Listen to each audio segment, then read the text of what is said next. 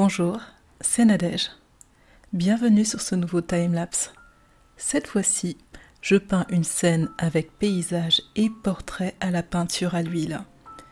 Dans la deuxième partie de cette vidéo, je vous montrerai l'origine de mon inspiration pour ce tableau.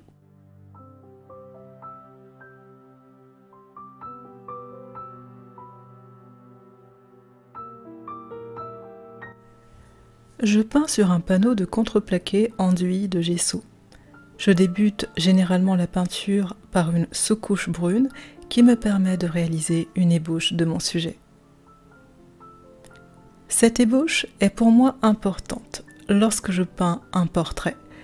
Ce sujet a la particularité de manquer de réalisme dès que les proportions ne sont pas respectées au millimètre près.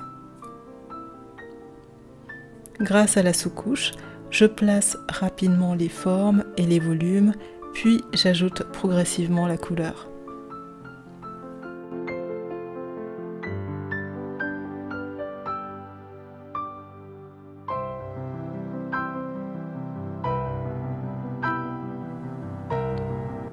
La couleur est toujours une étape sensible. Trop de couleurs et le tableau risque de manquer de réalisme coloré, tandis que pas assez le rendrait trop terne. L'ajout de couches successives de glacis me permet de contrebalancer l'un ou l'autre de ces aspects.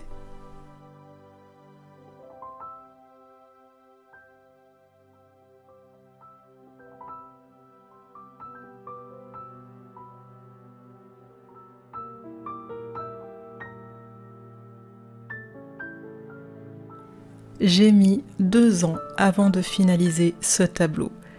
Ça n'est pas forcément 2 années pleines lorsque je peins et après avoir passé un long moment et dépensé beaucoup d'énergie à peindre le même sujet, j'ai souvent besoin de faire une pause plus ou moins longue et d'attendre que l'intérêt revienne.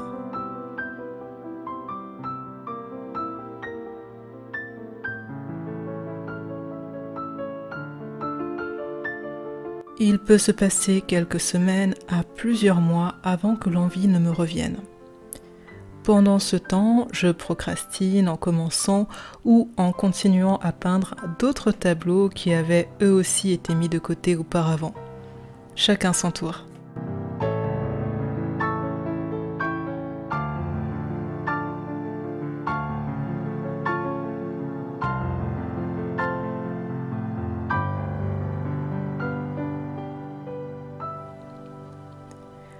Je sais que cette pratique est courante. Elle permet aussi de penser à d'éventuelles améliorations.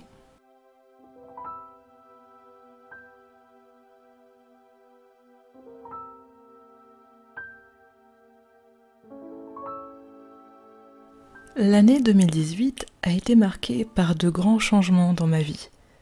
Un déménagement, un certificat de conduite des 2 roues motorisées jusqu'à 125 cm3, un nouvel équipement de protection, et oui, j'avais coupé l'intégralité de mes cheveux qui, à l'origine, m'arrivaient au milieu du dos.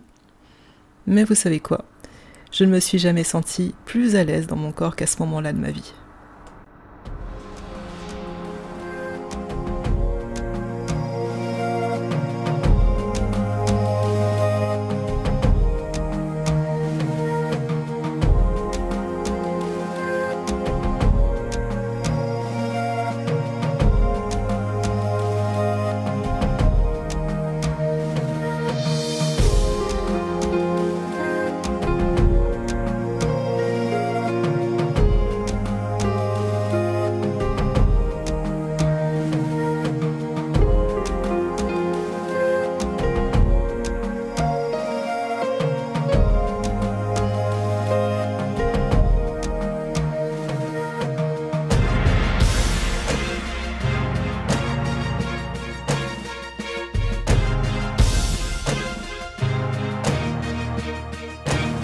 J'adorais la sensation de liberté que me procuraient mes trajets.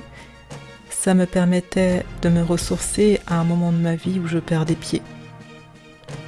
2 ans plus tard, mes trajets, après de longues journées de travail, m'éreintaient de plus en plus. Malgré la fatigue, je devais rester constamment vigilante pour moi et les autres usagers de la route.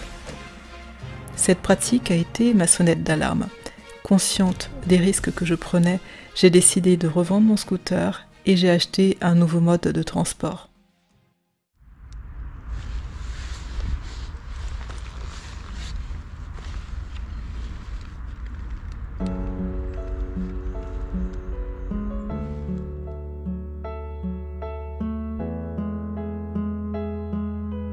J'ai finalement opté pour le vélo qui me permet de réduire mes émissions en CO2 tout en réalisant des économies de carburant.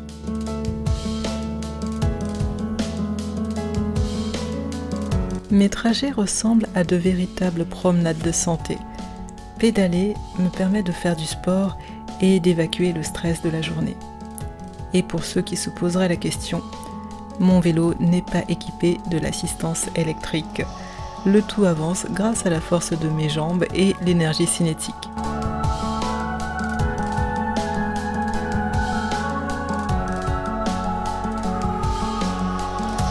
Ces déplacements au quotidien sollicitent énormément mon vélo. J'en ai fait l'amère expérience 3 fois en 1 an.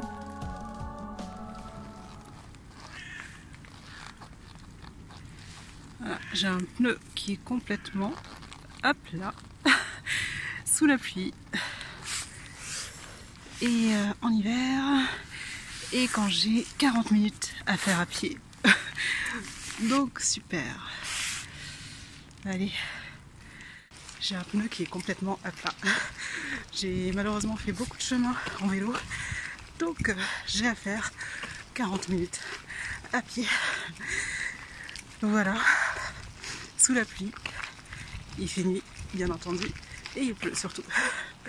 C'est une vraie journée où je devais pas sortir.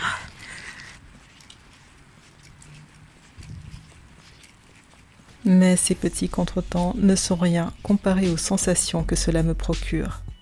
Comme sur mon scooter, mais en mieux. Grâce aux pistes cyclables, j'ai le temps de contempler mon environnement en toute sécurité.